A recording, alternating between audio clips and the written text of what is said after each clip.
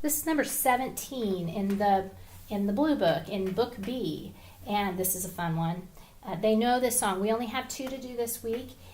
We've got a long one that's in the lesson book, and we have a long one that is in the solo book too. We don't have anything new in technique. We're still learning the names of these notes, so keep on working on that. I know it's really hard to focus on something that really probably seems really boring to the child, and it is. So, but keep working, have the discipline. It'll be worth it in the end. It's just going to save them so much grief when they get a lot older, and it's really hard to get them to practice. They'll know it's so much better. So this one we know, Jingle Bells. This one is all about the counting and staying in rhythm. I'm going to play it straight. I'm not going to swing it here, and then I'll show again how you can let the child play it if they want. This week really is about counting. We're going to practice the counting. We've got an awful lot of counting here. Here's the other thing with Jingle Bells. Let them sing it. It is difficult for a musician to play and sing at the same time if they have not done it as a very small child. I think it's one of those skills you have to learn early. So every time your child comes to the piano, if it's possible for them to sing at the same time they play, encourage them to sing it, even if it's counting, just counting or saying the names of the notes, but they know the words to this one. So hopefully it's not in July when you're seeing this video. Hopefully it's in the fall when we're getting ready for Christmas. We are in G position here. So we know the chords. The chords are you just keep playing them. Every 4 beats you play them. Then we have a rest here. And then this is the same chord. So nothing is going on here. It's all about the right hand. And we start on B, which is our 3rd finger. This is where B is. So we're going to start here. We're still in these 5, and I'm just going to play this. 1, 2, 3, 4, 1, 2, 3, 4. 1, 2, 3, 4, 1, 2, 3, 4. 1, 2, 3, 4, 1, 2, 3, 4. 1, 2, 3, 4. 1, 2, 3, 4. 2, 1, 2, 3, 4. 1, 2, 3, 4. 1, 2, 3, 4. 1, 2, 3, 4. 1, 2, 3, 4. 1, 2, 3, 4. 1, 2, 3, 4. And there's our second, or not our second, there's our 3rd, and then back down to the end. So this is the only place where you really are doing a lot of jumping around here unexpectedly.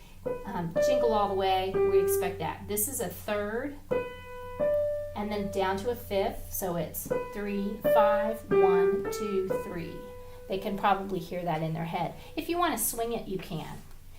Swinging it just means take these. We're going to play it as if they were 8th notes. The first one will be long. The second one will be short. Sounds just like what you're expecting. That sounds good. Just make sure that they hold this for 4, and that they keep that beat going. 1, 2, 3, 4. 1, 2, 3, 4. So it's nice and steady. Okay, that's Jingle Bells. They can do that. They will love that one. Here's the elephant song. I think you've probably heard me say in the past, playing slow is hard, and counting slowly is hard. It is. It's hard. So this is going to be a little bit of a demonstration where you can see how tricky it is for me to play this one slowly. What I have in my accompaniment here are 4 rests. So I have 4 measures of rests. So that's what that symbol here is for, where I don't play. I let them play, and then I jump in with these chords right here. Well, if I don't count well, I'm going to miss it, and you may actually hear me miss it. My accompaniment, when I record this, I have the metronome going. I know it's perfect. The metronome doesn't record, but this is perfect. So if I don't come in together with the accompaniment, it's because I'm not counting. I've got to be counting perfectly, and counting slowly is hard. And let's see, so we're still in C position. We're starting this time on finger 2. This is the first time we've started on finger 2. Remember that elephants walk slowly.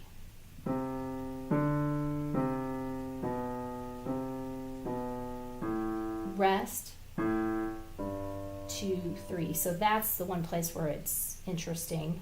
And then there's nothing really any different here. It just ends on high notes with the right hand.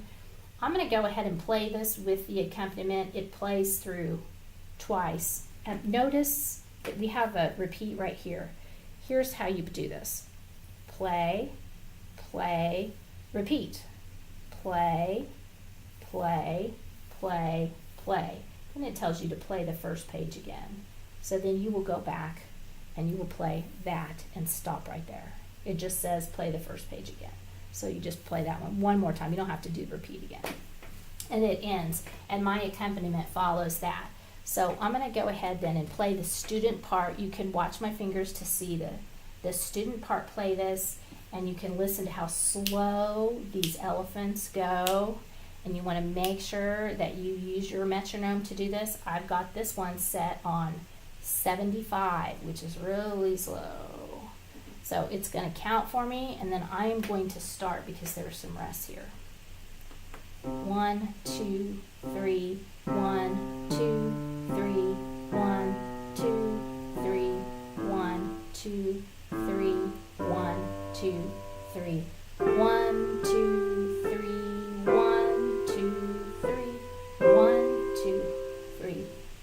1, 2, 3, 1, 2, 3, 1, 2, 3, 1, 2, 3, 1, 2, 3, 1, 2, 3, 1, 2, 3, 1, 2, 3, 1, 2, 3.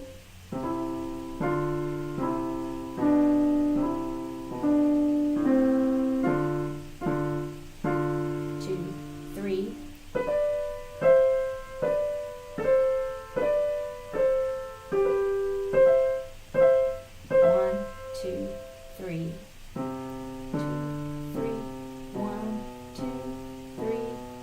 1, 2, 3, 1, 2, 3, 1, 2, 3, 1, 2, 3, 1, 2, 3, 1, 2, 3. Okay, you can see that second time I didn't quite get in exactly with the accompaniment because the counting is so important to get that counting right.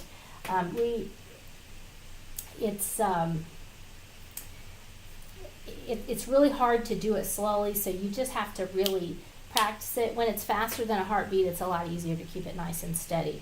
But help your child. If you can put the metronome on, definitely put the metronome on. Have them count 1, 2, 3, 1, 2, 3, and then just just watch the markings to try to stay with it so that you know what's going on here.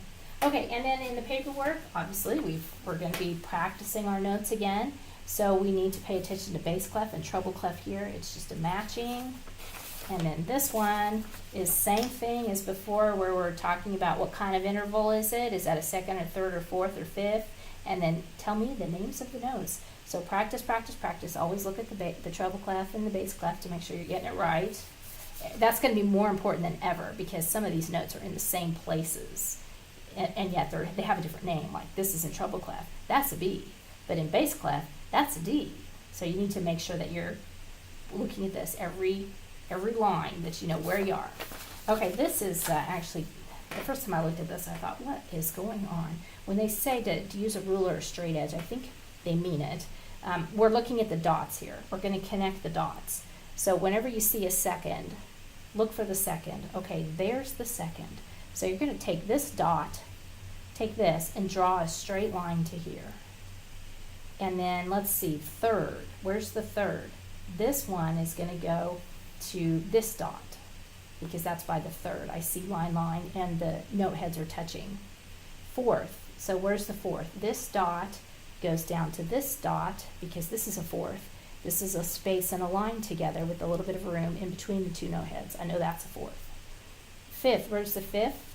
Well, here's a fifth right there because it's line with a bunch of space. And here's a fifth, here line also with a bunch of space in the middle. So with these, you want to try to get it straight. Otherwise, you're going to have a messy star. So that's how that one works. Have a good week.